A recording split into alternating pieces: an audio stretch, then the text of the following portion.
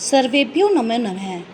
आज हम कक्षा 9 के शारदा पुस्तक के चतुर्थ पाठ न खलु वयस्तेजसो हेतु इस पाठ का हिंदी अनुवाद पढ़ेंगे। भारत देशस्य स्वतंत्रतायाः अमृत महोत्सव वर्षं वयम् आचरितवन्तः।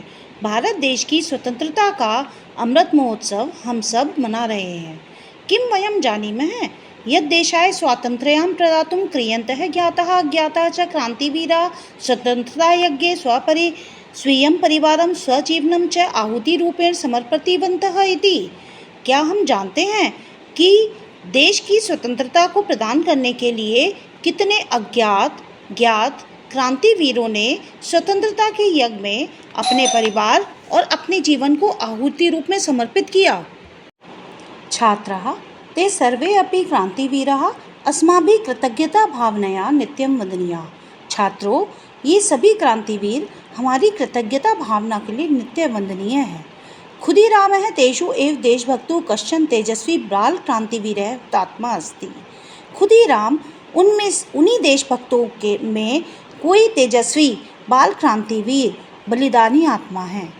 क्रांतिवीरस्य खुदीरामस्य जीवनवृत्तान्तः संक्षेपेण अत्र वर्णितः अस्ति। क्रांतिवीर खुदीराम का जीवन वृत्तांत संक्षेप में यहाँ वर्णित है। भारतस्य स्वतंत्रता संग्रामे सशस्त्र आंदोलने बंगप्रान्तः अग्रेसरः आसीत्। भारत के स्वतंत्रता संग्राम में सशस्त्र आंदोलन में बंग प्रांत का नाम अग्रसर है।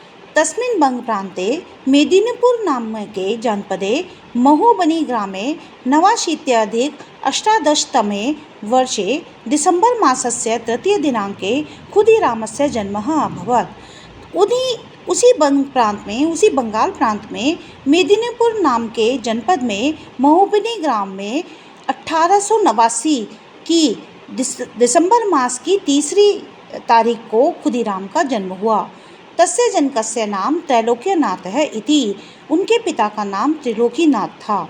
जनन्या नाम लक्ष्मीप्रिया देवी च आसीत् और माता का नाम लक्ष्मीप्रिया देवी था।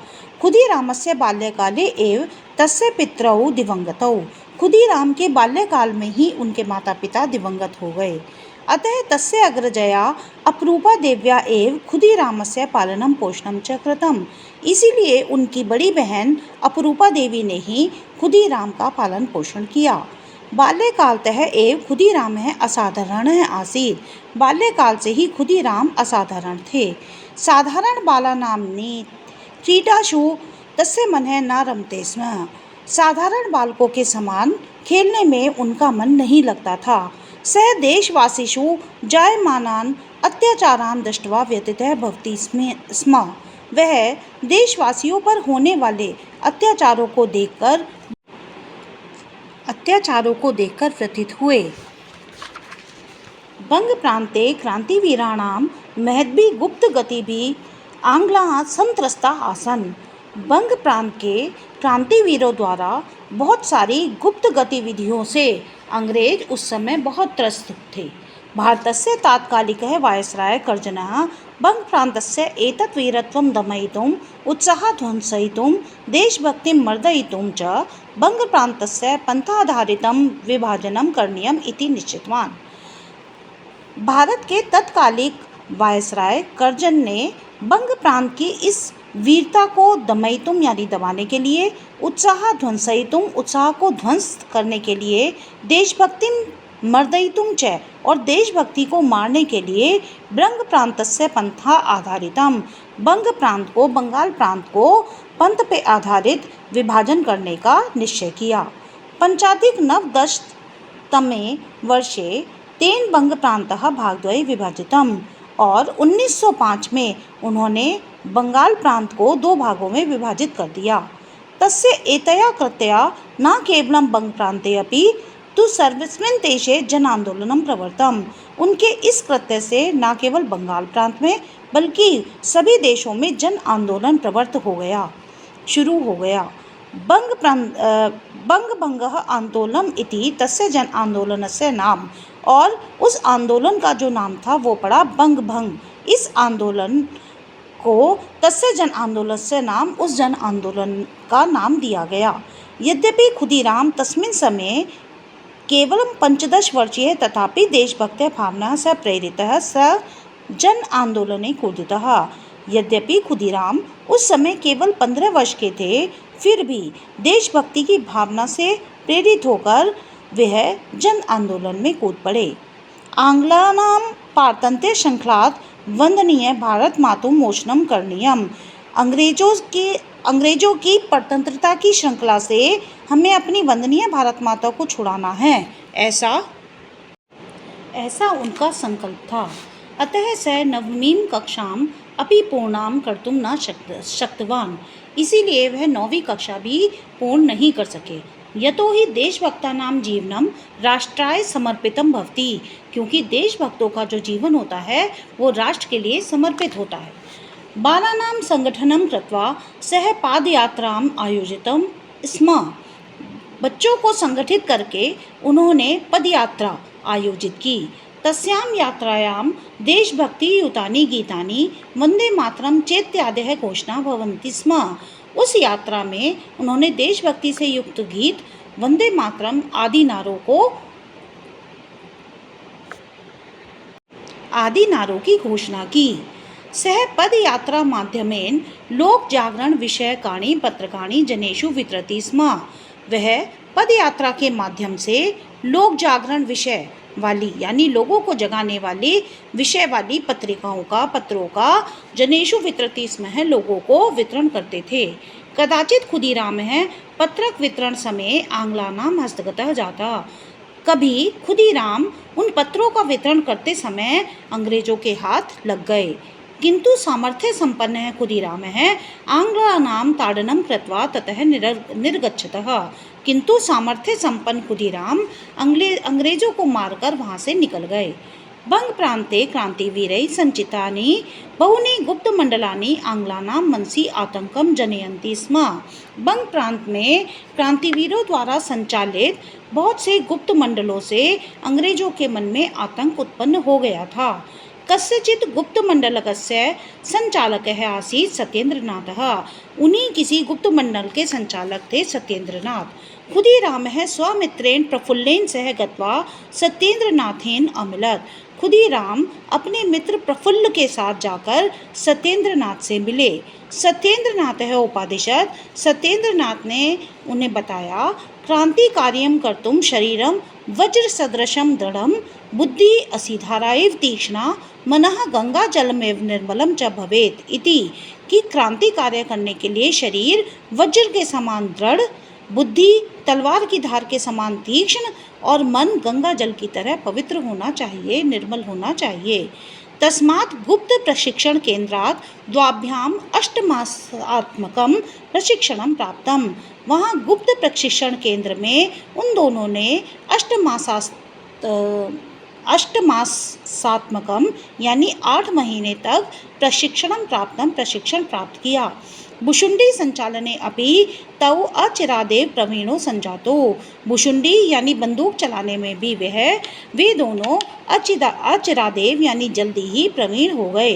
राणा प्रतापस्य चरित्रेण प्रेरितः खुदीरामः प्रतिज्ञातवान् यत् यावत् भारतम् आंग्लशासनात् मुक्तं न भविष्यति तावत् पात्राणं न धारयिष्यामि। कि जब तक भारत अंग्रेज शासकों के शासन से मुक्त नहीं होगा तावत पात्राणम ना धारयिष्यामि, तब तक मैं पैरों में पहनने के लिए जो पादुकाएं होती हैं या जिन्हें हम फुटवेयर्स कहते हैं उन्हें धारण नहीं करूँगा। कलकत्ता जनपदस्य मुख्य न्यायिकः आंग्लः अधिकारी किंग्सफोर्डः भारतीय देशभक्तान् अतीव कठोररीत्या दंडयति स्म।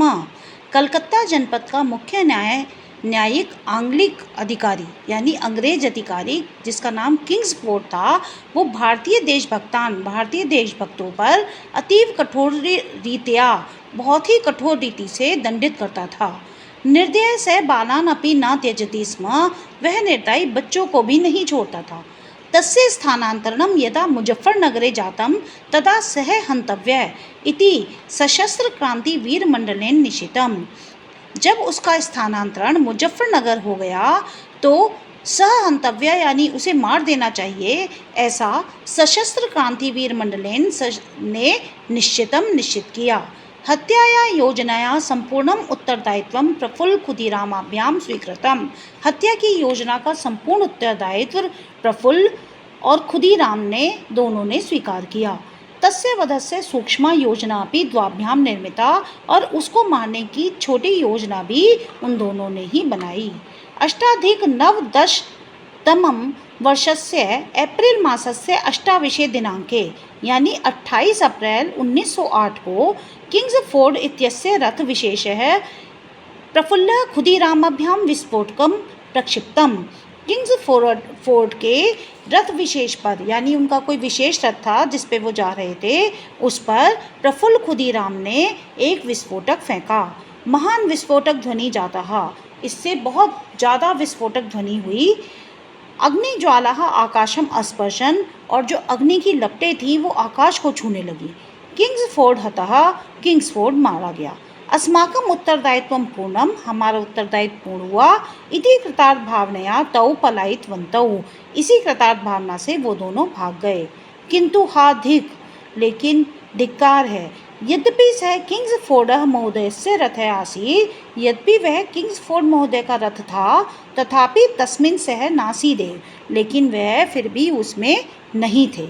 केनेडी नामकस्य अधिकारिणः पत्नी पुत्री च तत्र आस्ताम, उसमें उस रथ में केनेडी नाम के अधिकारी, उनकी पत्नी और उनकी पुत्री थे।